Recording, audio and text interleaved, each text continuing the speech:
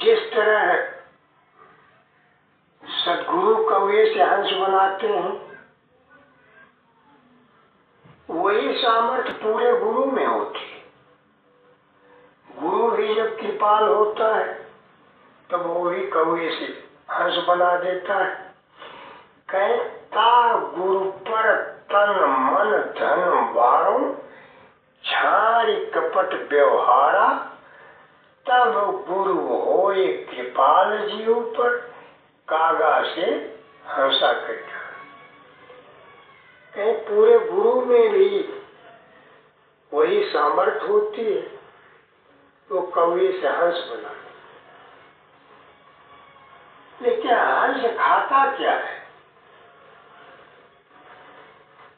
आप लोगों ने सुना होगा कि हंस मोती खाता है, लेकिन कौन सा मोती खाता है? क्या बाजार में बिकने वाला खाता है मोती या और कोई मोती? ये बात जो पूरा गुरु है उसी के पास इस चीज का भेद है।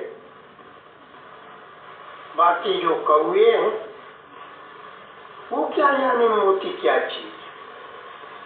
कहीं की हंसा मोती चुगे कि लागिन मर जाए, कंकर माथा ना नवे, मोती मिले तो खाए।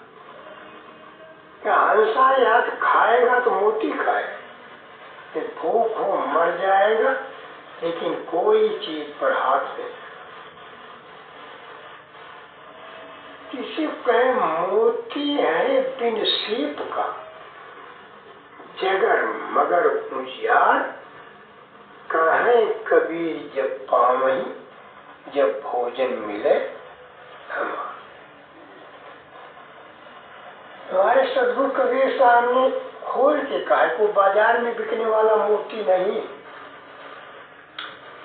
वो बिना सीप का मोती है। और वो या तो सदगुरु प्रकट कर सकते हैं या पूरा, तीसरा कोई बिना सीप का मोती प्रकट नहीं कर।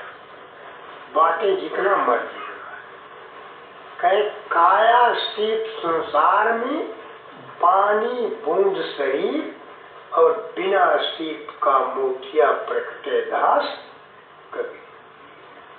कहे बिना सीप का मोती प्रकट सदगुरु कबीर ने किया, और उनके जो भी प्यारे शिष्य हैं उनको प्रकट करना सिखाया। वही पूरा गुरु जो मोती को प्रकट करने की क्षमता रखता है, क्योंकि बिना मोती खाए आप हंस नहीं बन सकते।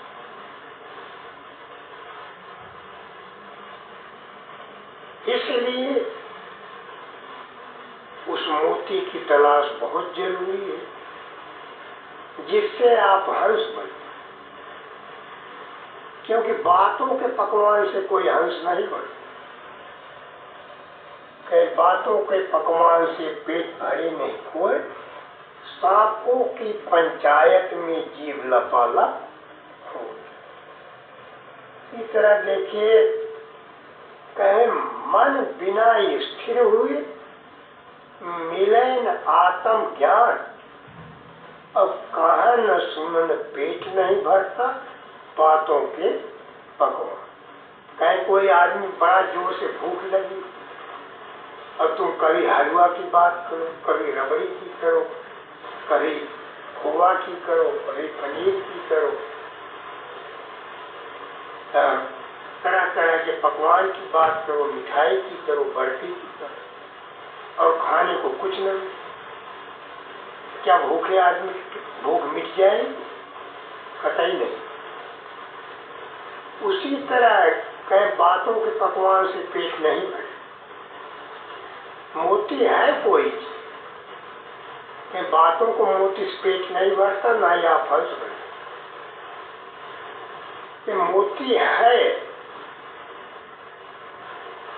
लेकिन कैसे प्रकट हो, उसके लिए एक तो तन मन अर्पण अर्पण करना, दूसरे कपट का त्याग करना।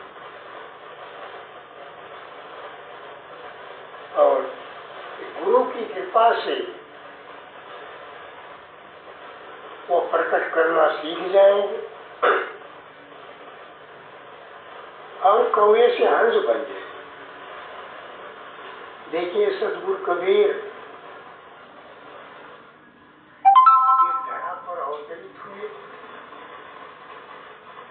उन्होंने संसार के जीवों पर बहुत बड़ा उपकार किया। उन्होंने वो उपकार किया जिसका एहसास कोई चुका नहीं। वे भवसागर में आए तो उन्होंने देखा कि जो गृहस्थ में जीव है उनके पास तो इतना काम धंधा है कि उनको इतना समय नहीं है कि योगियों तपस्वियों की तरह पहाड़ों गुफाओं में बैठे हैं। और सभी लोग गुफाओं पहाड़ों में बैठ गए कि जो तमाम फसलें सब कुछ उपज हो रही है, कौन करे?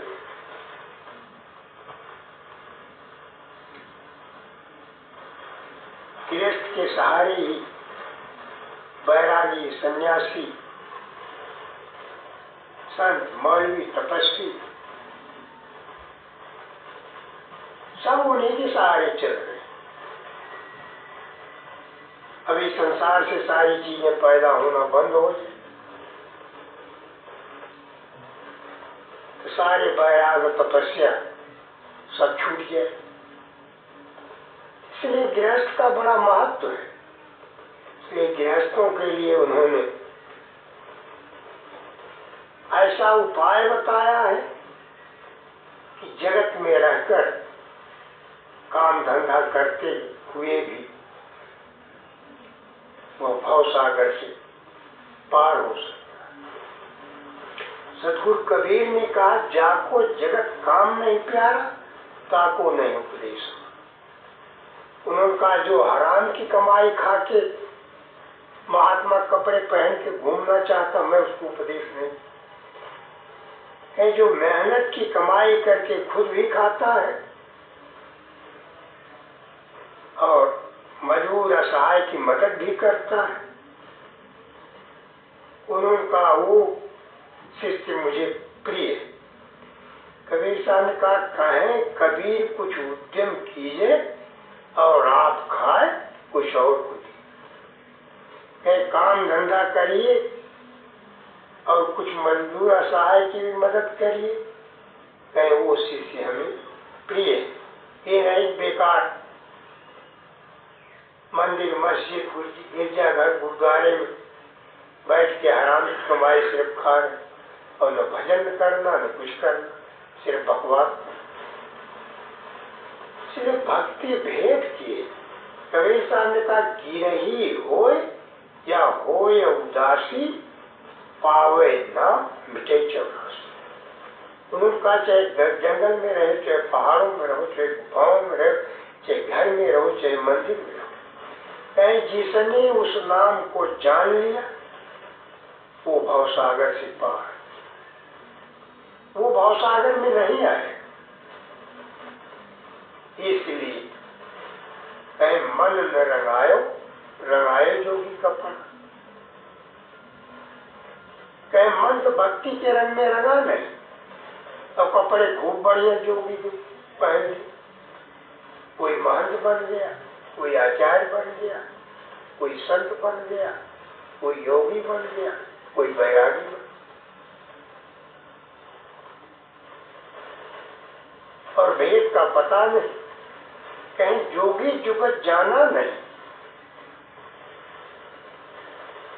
जोगी जुगत जाना नहीं, कपड़ा रहने से क्या हो, और निज रूप को देखा नहीं, मंत्र लिए से क्या हो। सिर्फ कपड़ा रंगने से मुक्ति होने वाली नहीं है। अपने मन को रंगना भक्ति के रंग।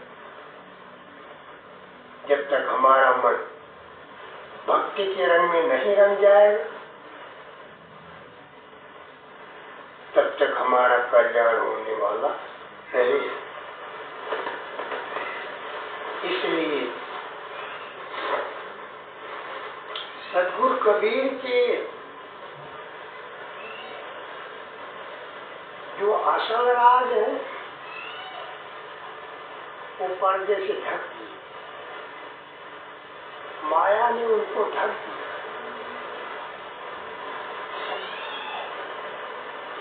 तो वेदी गुरु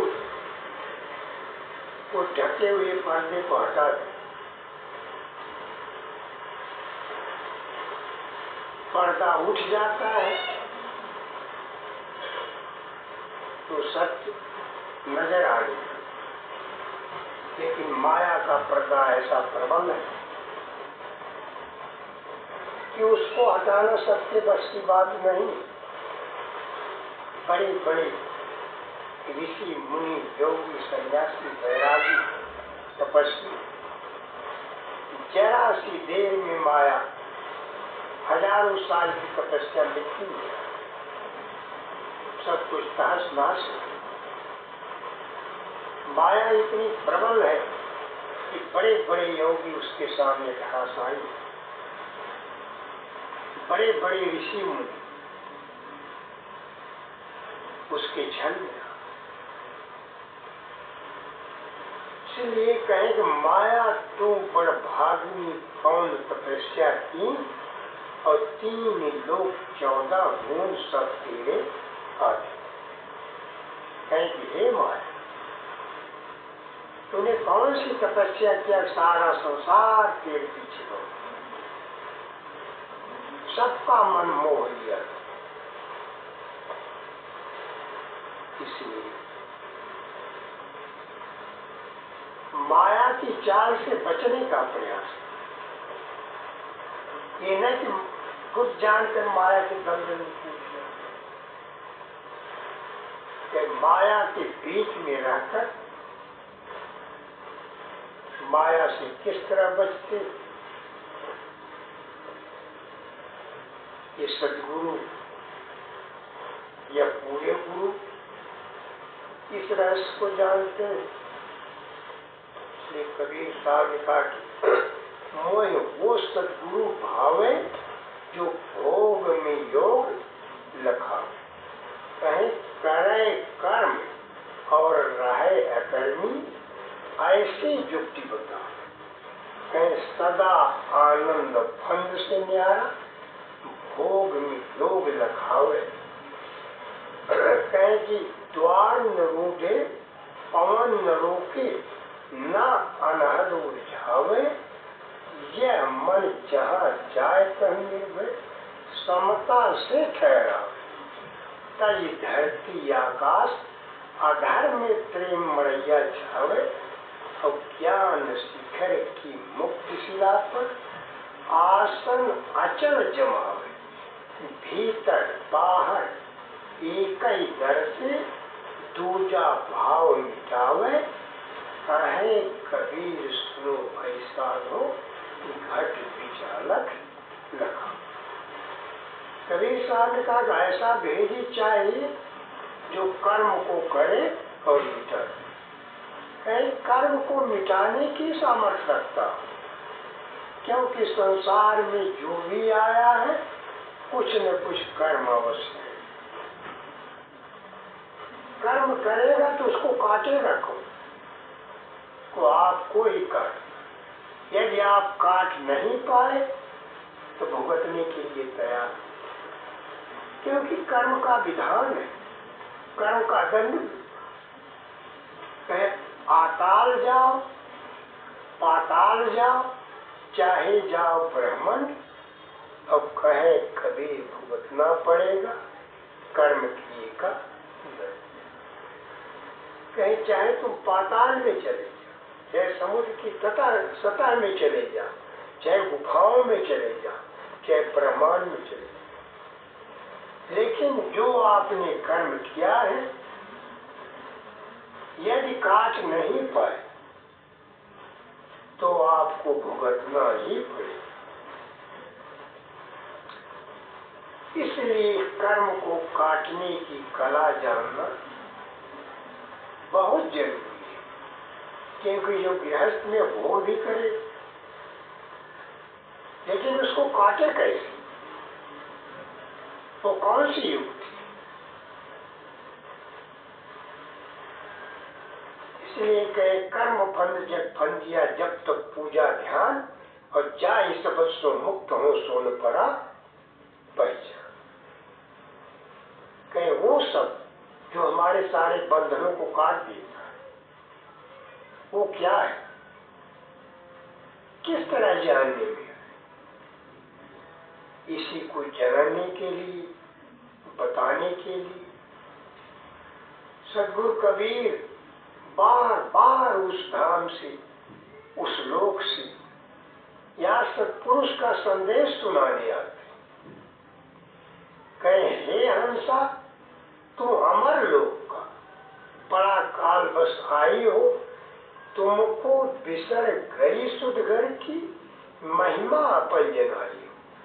कहीं निरंकार निर्गुण है माया, तुमका नाच नचाई हो। चरम दृष्टि का कुल्फा देखे 84 भरमाई। कबीर साहब कह रहे हे हंसा तू अमर लोक, हे जीव हे इंसान तुम अमर लोक के रहने वाले, लेकिन तुम तो अपना घर ही हो। तुम्हें सुध बिसर गई कहा रहते। मैं उसी को जनाने के लिए इस लोक में आता, क्योंकि जीव भूल गया वो कहाँ का निवासी था। माया ने सबको भ्रमित कर दिया, सबके ऊपर माया मोह का पर्दा डाला। मैं उसी पर्दे को काटने के लिए इस धरा पर बार बार अवतरित, बार बार आता जगाने। लेकिन काफी जीव ही ऐसे हैं जो मेरी बात को सुनना नहीं चाहते, जो सुनते भी सुनकर अनसुना कर जाते। यही कारण है कि भवसागर में कोटी लगाते हैं। कहीं जो मेरी बात को मान लेता है वो उस धाम में चला जाता, उस लोक में चला जाता। श्री कबीर साहब का नाम प्रताप शरण सतगुरु के तिनका भया उबारा हो, आमी अंक पिया जो पावे सो जीव यम से न्यारा हो। कहें कि आमी अंक ऐसा है जो हमारे कर्मों को काटने की सामर्थ्य रखता है। इसी कबीर साहब ने कहा कि अमर मूल में वरण हूं, अजर अमूल अपार, कहें कबीर धर्मन सुनो, करें करम जर छा। कहें हे इंसान तेरे अंदर ऐसी जड़ी जो तेरे कर्मों को जलाकर भस्म करने की सामर्थ्य रखती है। तेरे कर्मों को इस तरह जला देती है जैसे तेजाब कपड़े को जला के भस्म कर देता है। लेकिन उस जड़ी को जानने के लिए भेदी गुरु की आवश्यकता है। कहीं बकवास करने वाले गुरु नहीं जाना सकते, क्योंकि बातों का विषय नहीं, पढ़ने लिखने का विषय नहीं। पढ़ने लिखने से परे की बात।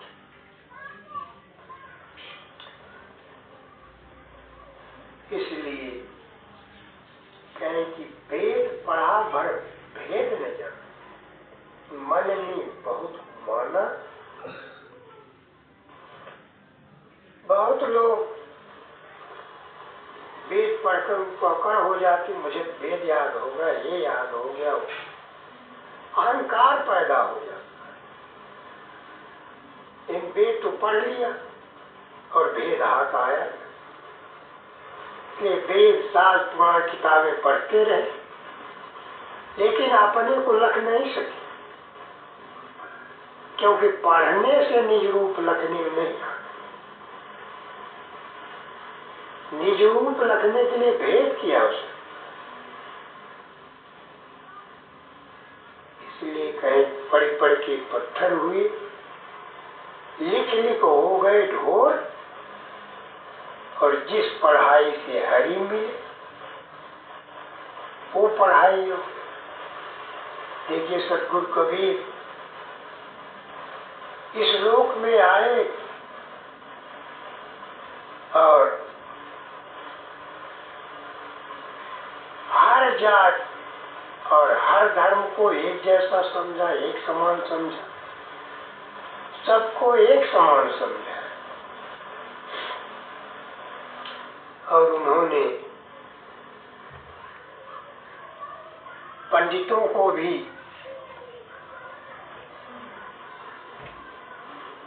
पूरी तरह से लताड़ा। उनका पोथी पढ़ पढ़ जगमुआ, पंडित भयानु कोई, और 2.5 अक्षर प्रेम का पढ़े सु पंडित। कहे कि वेद शास्त्र पढ़ते पढ़ते तमाम लोग इस दुनिया से चले, लेकिन उनको निज रूप के लखने का भेद हाथ में नहीं है।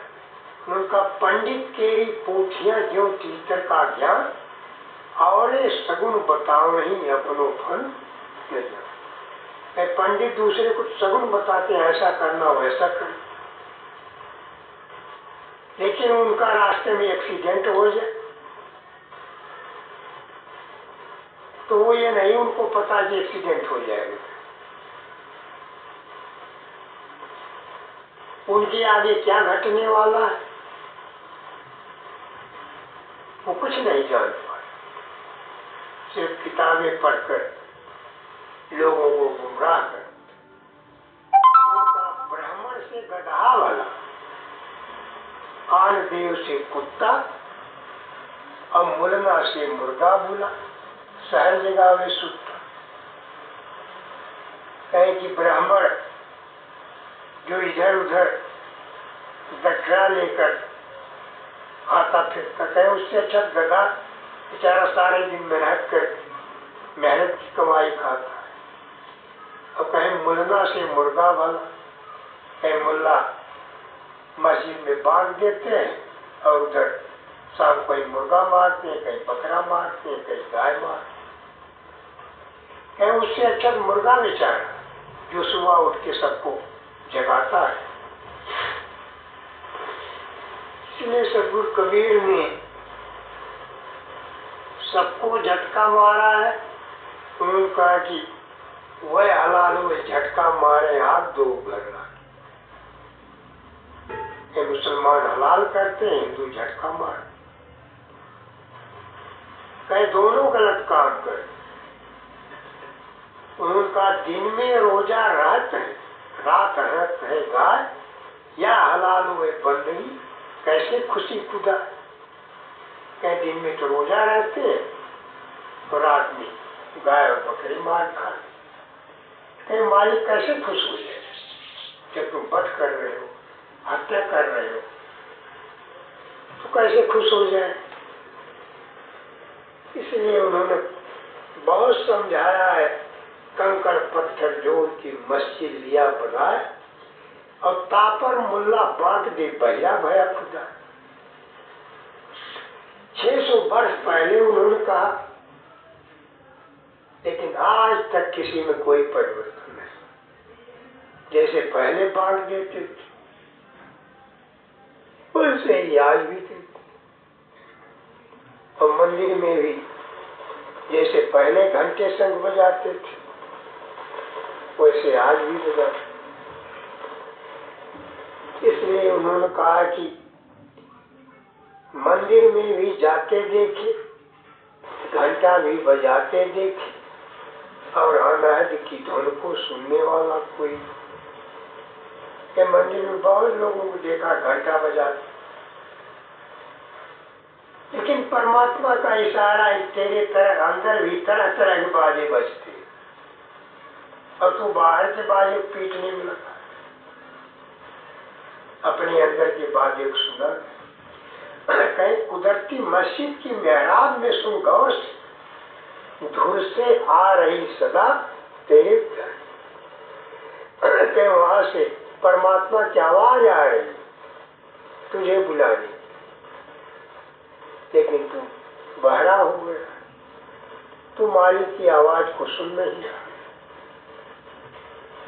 क्यों नहीं सुन पाता? क्योंकि मोह के दलदल में फंस चुका है।